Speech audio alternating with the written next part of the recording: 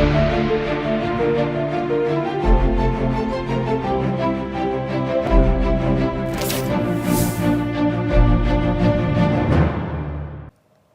के बाद फिर एक बार स्वागत है आपका उत्तर प्रदेश बुलेटिन में। आपके साथ मैं हूं इशिता तिवारी। इस बुलेटिन में बात करेंगे बदायूं की, जहां पुलिस पर एक युवक को बीच रास्ते से गायब करने का गंभीर आरोप लगा है। साथ ही बात होगी महाराजगंज की, जहां बाइक और कार की जोरदार टक्कर हो गई। ऐसी ही तमाम खबरों पर विस्तार से करेंगे चर्चा। अम्बेडकर नगर जिलाधिकारी अनुपम शुक्ला ने आज राजकीय कृषि बीज भंडार अकबरपुर तथा जिला कार्यालय Uttar Pradesh cooperative federation limited बरधाबी उरास सोन गांव अकबरपुर स्थित गोदाम का निरीक्षण किया। निरीक्षण के दौरान उन्होंने भंडारित बीजों की गुणवत्ता, स्टॉक रजिस्टर, भंडारण व्यवस्था और रखरखाव की स्थिति का जायजा लिया। मौके पर उप कृषि निदेशक और सहायक आयुक्त सहकारिता मौजूद रहे। जिलाधिकारी ने अधिकारियों को निर्देश दिए कि किसानों को समय पर गुणवत्तापूर्ण बीज उपलब्ध कराना सुनिश्चित किया जाए तथा भंडारण व्यवस्था को सुदृढ़ बनाया जाए। अम्बेडकर नगर से सीनियर संवाददाता अजय कुमार उपाध्याय की रिपोर्ट। बदायूं जिले में पुलिस पर एक युवक को बीच रास्ते में गायब करने का गंभीर आरोप लगा है। बीकमपुर निवासी तारीफ पुत्र इब्ले हसन के परिजनों ने उप जिलाधिकारी सहसवान को शिकायती पत्र देकर बताया कि 2 दिन पहले हुए आपसी विवाद के बाद चौकी पुलिस इब्ले हसन को पकड़कर कोतवाली ले गई थी, जहां पुलिस ने उसका 151 में चालान किया। न्यायालय से जमानत मिलने के बाद जब युवक घर लौट रहा था, तभी कुछ पुलिस कर्मियों ने उसे रास्ते से बाग के पास से पकड़कर कार में डाल दिया और ले गए। परिजनों के अनुसार जब वे कोतवाली पहुंचे और युवक के बारे में पूछा तो किसी ने जानकारी नहीं दी। इससे परिजन चिंतित हैं और उन्होंने युवक की तलाश और पूरे मामले की जांच की मांग की है। मेरे भाई छुटा के ले जा रहे तो रास्ते में गाड़ी लगा के उनके लिए पकड़ लिया पुलिस ने और मेरे भाई का मोबाइल छीन लिया 15,000 रुपये। एक पुलिस वाले को पहचान लिया और जब थाने आए तो थाने वाले पता न दे रहे हैं। जो कह रहे हैं सब परेशान हैं। क्या हम लेके ना आए, चौकी गए तो उन्होंने पता न दिया, उन्हें गायब कर दिया और हमें कोई कल से अभी तक पता न दे रहे हैं। तो पुलिस लेके आई है। छोटी छोटी ये लड़कियां, इनकी शादी भी न हुई है, उनकी लड़कियां, ये 3 लड़कियां ये चाह रहा है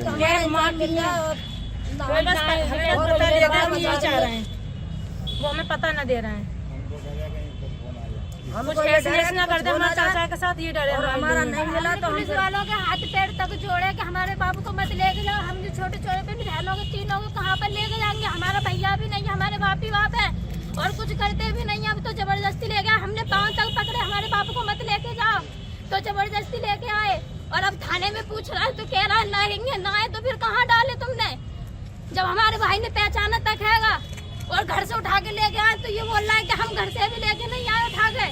इतने बड़े झूठ बोल रहे हैं। पूरा गांव को भाई दे देगा और पूरा गांव को बुला, पूरा गांव का भाई देगा। हाँ, घर से लेके आए उठा के और 7:30 बजे घर से लेके आए उठा के। बताइए रहे हैं आप और अब बताना रहेंगे हमारे बाप चाहिए हमारे लाए बस। में तारीफ मैंने जैसे 2,000 रुपये दिए थे अपने चाचा को, मैंने 2,000 रुपये मांगने की घोषणा की तो वो नेक मुँह चावर कर निकले तो वो बात हमारी रफे दफे हो गई। उन लोग जोनरे की जो पुलिस चौकी है उनके 4 पुलिस वाले गांव में थे। उन्होंने धुंध शराबा सुना, वो उसको उठा के ले आए। उन्होंने चौकी पे से थाने में पेश कर दिया।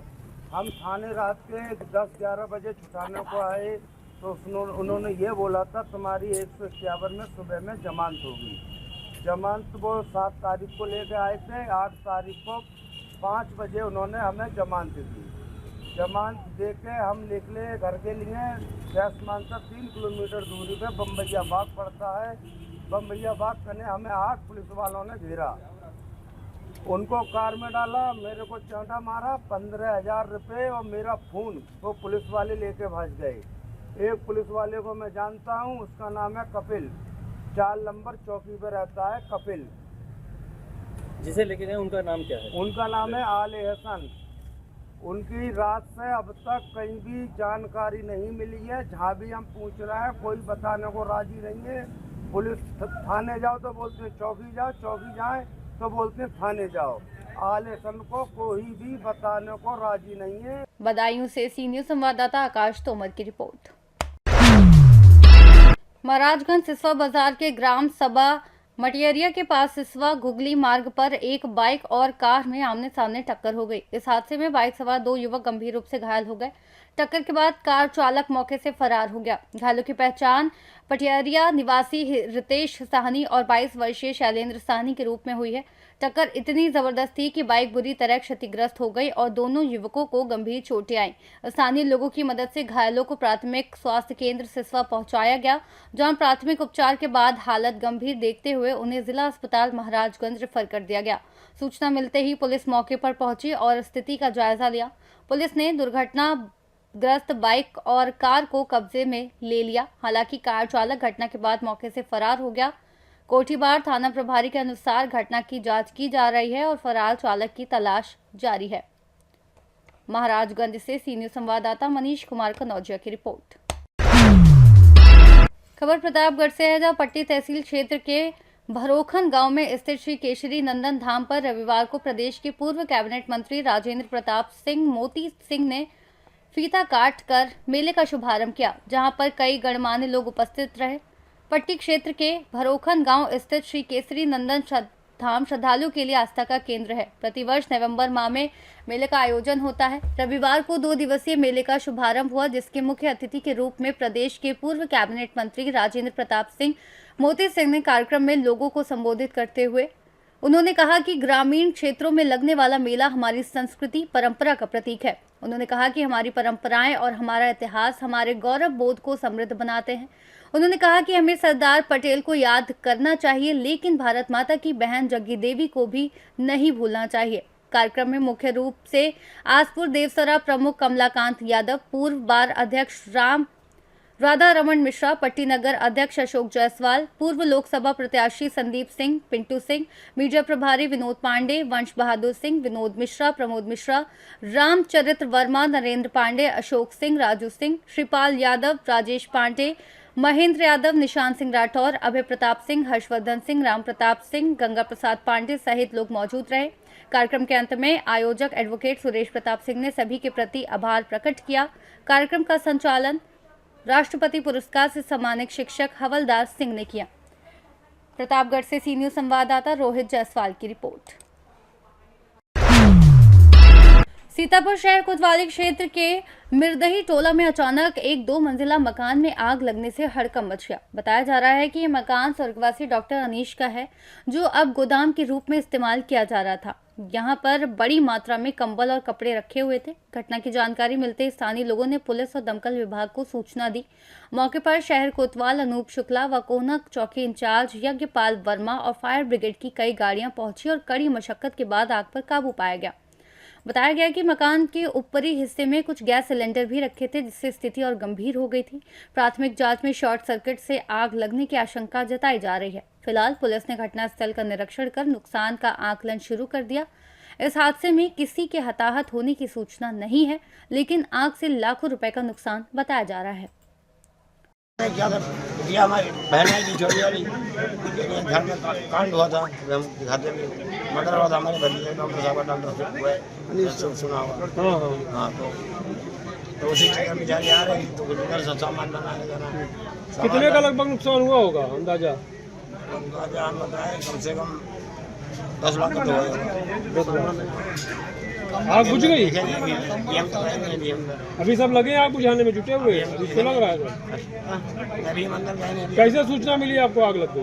हमने खुद यहाँ से देखा था, हल्का लगा था, पानी डाला खेले थे हम भी 4 साल से बीमार से अच्छा नहीं मिलता हमको, दवा खा रहे हैं। 3 दिन से तो बड़े बिस्तर पे आ गए। क्या था सामान, क्या रखा था इसमें? शाल थी, उलन का काम करते हैं? हाँ जी हाँ, छोटी दुकान में भी है, छोटी दुकान में भी है। क्या नाम है आपका? हाजी जहीन अख्तर। हाजी जहीन अख्तर? जी हाँ, आइडिया भी बढ़ते हैं मैं ठीक 50 साल से हम अकेले ही हैं असल में। और हमारी वाइफ थी, ख़त्म हो गई 2 साल पहले 10 अक्टूबर को 23 में। एक नवासा था, उसको रखा था हमने, कहा उसकी बीवी बच्चे मेरे पास है, मेरे बच्चे उसकी परवरिश कर रहे हैं। बात 13 साल की मेरी उम्र है।